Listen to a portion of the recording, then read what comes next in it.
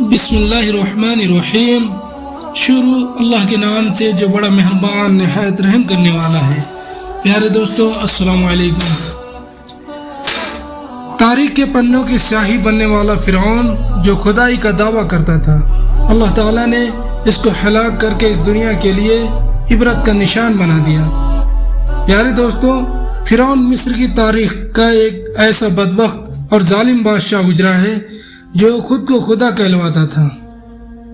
اور زبردستی لوگوں سے اپنی پوجا کرواتا تھا اور مسلمانوں پر ظلم و ستم کی انتہا کیا کرتا تھا۔ اس بدبخت فرعون کی بدبختی کا انجام اس بات سے لگایا جا سکتا ہے کہ جب اللہ تعالیٰ نے اس کو ہلاک کیا اور دنیا کے لیے عبرت کا نشان بنایا تو اس کی لاش کو نہ پانی نے قبول کیا اور نہ ہی زمین نے، بلکہ اس وقت اس کی لاش یوں ہی قیامت تک سڑتی رہے گی اور دنیا کے لیے عبرت کا نشان بنی رہے گی۔ دوستو، آج کی اس ویڈیو میں ہم آپ کو بتائیں گے کہ فرعون کی شادی کیسے ہوئی، فرعون نے کس طرح مصر کی سب سے خوبصورت عورت سے شادی کی اور اس عورت سے فرعون کی کتنی اولادیں پیدا ہوئی، کائنات کے سب سے بڑے کافر کی بیوی کو اللہ تعالیٰ نے جنت کیوں عطا فرمائی، اور وہ کون سا ایسا کام ہے جو فرعون کی بیوی نے کیا جس کی وجہ سے ایک کافر کی بیوی جنت میں حضور صلی اللہ علیہ وسلم کی ازواج مطہرات میں شامل ہوگی۔ پیارے دوستو، فرعون جب مصر کا بادشاہ بنا تو اس نے ظلم و ستم کی انتہا کر دی، اور جب فرعون نے شادی کرنے کا ارادہ کیا تو اس نے مصر کی سب سے خوبصورت عورت کا انتخاب کیا جس کا نام آسیہ تھا۔ فرعون مصر نے ریان بن ولید کی پوتی حضرت آسیہ رضی اللہ عنہ کو شادی کا پیغام بھجوایا۔ یاد رہے یہ ریان بن ولید وہی بادشاہ تھا جو حضرت یوسف علیہ السلام کے دور میں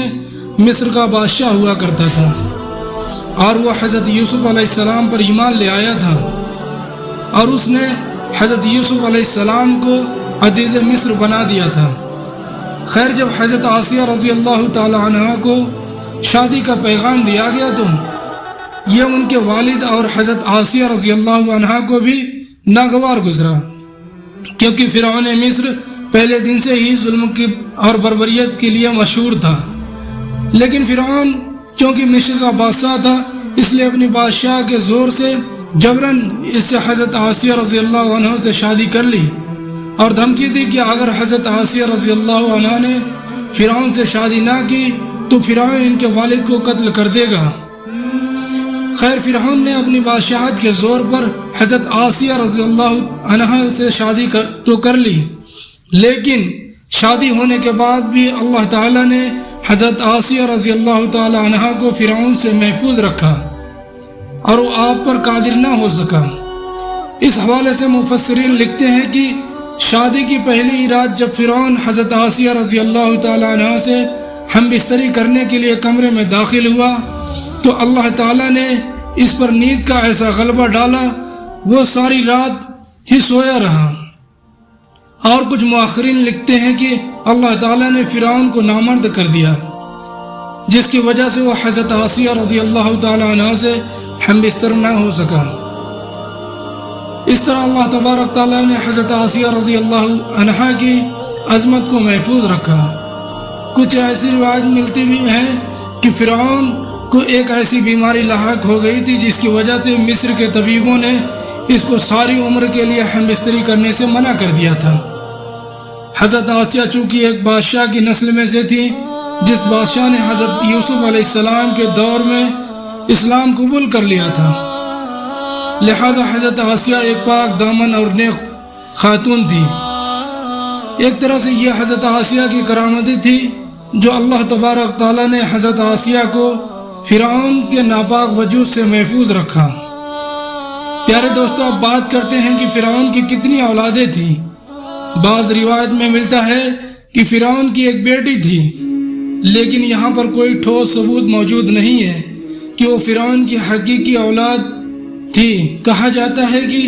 در حقیقت وہ فرعون لے پاک اولاد جسے فرعون نے کسی سے لے کر پالا تھا، کیونکہ فرعون حضرت آسیہ کو اللہ تبارک تعالیٰ نے فرعون سے محفوظ رکھا تھا، اس وجہ سے ان سے کوئی اولاد نہیں ہوئی۔ پیارے دوستو، اب بات کرتے ہیں کہ دنیا کے سب سے بڑے کافر یعنی فرعون کی بیوی کو اللہ تبارک تعالی نے جنت میں حضور صلی اللہ علیہ وسلم کی ازواج مطہرات میں کس وجہ سے شامل فرمائے گا، اور وہ کون سی ایسی نیکی ہے جس کی وجہ سے ایک کافر کی بیوی کو اللہ تبارک تعالی نے جنت عطا فرمائی۔ اس واقعے کا پس منظر کچھ یوں ہے کہ ایک رات فرعون نے خواب دیکھا کہ اس کا محل نست و نابود ہو گیا ہے۔ پھر وہ خوف اور وحشت سے پورا وجود الجھنے لگا۔ فرعون نے نجیموں کو بلا کر اس خواب کی تعبیر پوچھا تو انہوں نے کہا کہ بنی اسرائیل میں عنقریب ایک ایسا بچہ پیدا ہوگا جو تمہارے محل کو نابود کر دے گا، تمہیں تمہاری سلطنت چھین لے گا اور تمہارا سب کچھ تباہ و برباد ہو جائے گا۔ فرعون جب یہ تعبیر سنی تو حکم جاری کر دیا کہ بنی اسرائیل میں جو بھی لڑکا پیدا ہو اسے قتل کر دیا جائے، اور لڑکی ہو تو چھوڑ دیا جائے تاکہ ان کی نسل باقی رہے۔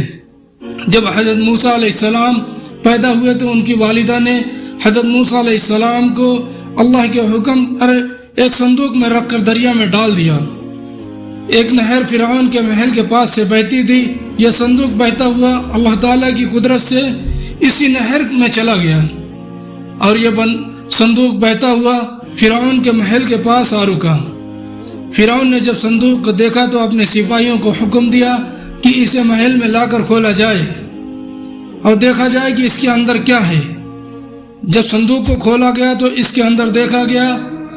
نہایت ہی حسین و جمیل خوبصورت بچہ نکلا۔ حضرت آسیہ رضی اللہ عنہا اس بچے کو دیکھ کر نہایت خوش ہوئی، اور حضرت آسیہ نے اس بچے کا نام موسیٰ رکھ دیا۔ صندوق کھولنے کے بعد حضرت آسیہ رضی اللہ عنہا نے جب حضرت موسیٰ علیہ السلام کے چہرے انور پر نور دیکھا تو انہوں نے حضرت موسیٰ علیہ السلام کو اپنا بیٹا بنا لیا، اور فرعون سے کہنے لگی، اے فرعون، یہ بچہ میری اور تیری آنکھوں کا ٹھنڈک ہے، اسے قتل نہ کرنا۔ فرعون کہنے لگا، اسے تم رکھ لو، مجھے اس سے کوئی حاجت نہیں۔ حضرت محمد صلی اللہ علیہ وسلم ارشاد فرماتے ہیں کہ اگر آسیہ کی طرح فرعون بھی اس بات پر اقرار کرتا کہ یہ بچہ اس کی آنکھوں کی ٹھنڈک ہے تو اللہ تعالیٰ اس کو ہدایت عطا فرماتے ہیں، اس کو حضرت آسیہ رضی اللہ عنہا کی طرح ایمان سے نوازتے، لیکن بدبخت فرعون کے نصیب میں ایمان تھا ہی نہیں، اس وجہ سے اس نے اس بات کا اقرار نہیں کیا۔ حضرت آسیہ شادی کے پہلے دن سے ہی فرعون کے ظالمانہ اور کافرانہ اقدامات کے خلاف پہاڑ بن کر کھڑی رہی۔ حضرت موسیٰ علیہ السلام نے جب اعلان نبوت کیا اور جب محل میں جادوگروں سے مقابلہ کیا تو یہ دیکھ کر حضرت آسیہ رضی اللہ عنہ حضرت موسیٰ علیہ السلام پر ایمان لے آئیں، اور ایمان لانے کے بعد کافی دنوں تک انہوں نے اس بات کو فرعون سے چھپائے رکھا، لیکن جب فرعون نے خدائی کا دعویٰ کیا اور لوگوں سے خود کو سجدہ کروانے لگا تو پھر حضرت آسیہ رضی اللہ عنہ کھل کر میدان میں آ گئی اور پھر اس کے اعمال کے مخالفت کرنے لگی۔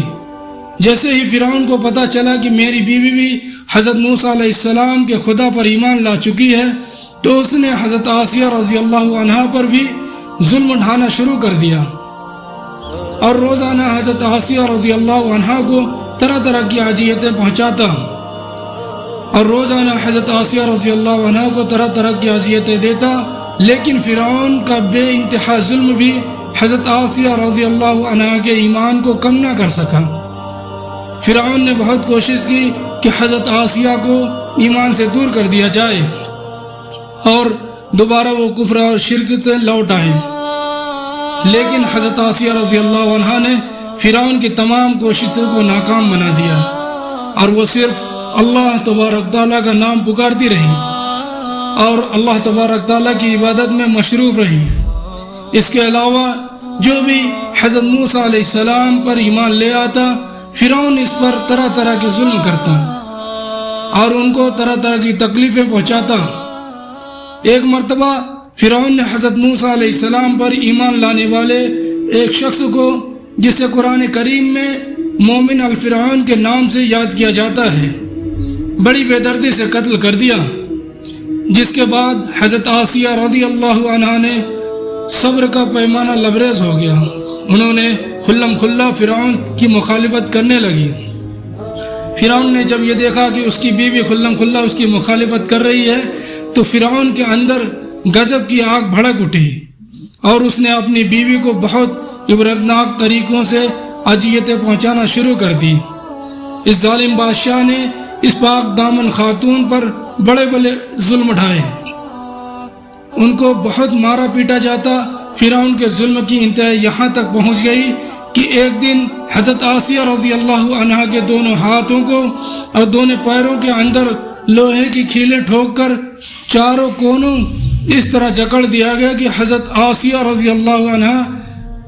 ہل بھی نہیں سکتی تھی۔ ان پر باریک پتھر اور سینے پر گرم ریت کے اندر لٹا دیا اور پانی بند کر دیا۔ اس طرح کے درد و ظلم زبر کرنے کے باوجود بھی حضرت آسیہ رضی اللہ عنہ کا ایمان مضبوط رہا، وہ اللہ تعالیٰ کی وحدانیت پر ثابت قدم رہی۔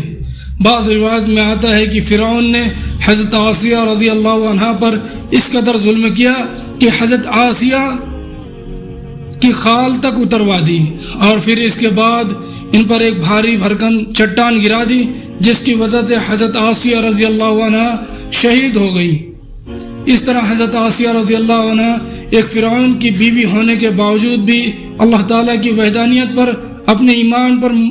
کو مضبوط رکھا اور اللہ کی وحدانیت کو نہیں چھوڑا۔ یہی وہ نیکی تھی جس کی وجہ سے اللہ تعالیٰ نے آسیہ رضی اللہ عنہ کو یہ مقام عطا فرمایا کہ وہ جنت کے اندر حضور صلی اللہ علیہ وسلم کی ازواج مطہرات میں ہوں گی اور جنت کے اندر حضور صلی اللہ علیہ وسلم کی جوزہ ہونے کا شرف ان کو ملے گا۔ اللہ تعالیٰ سے دعا ہے کہ اللہ تعالیٰ ہم سب کو دین پر ثابت قدمی عطا فرمائے اور حضور صلی اللہ علیہ وسلم کی محبت میں جینا مرنا نصیب فرمائے۔ آمین وآخر الدعوانا والحمد للہ رب العالمین۔ السلام علیکم ورحمۃ اللہ وبرکاتہ۔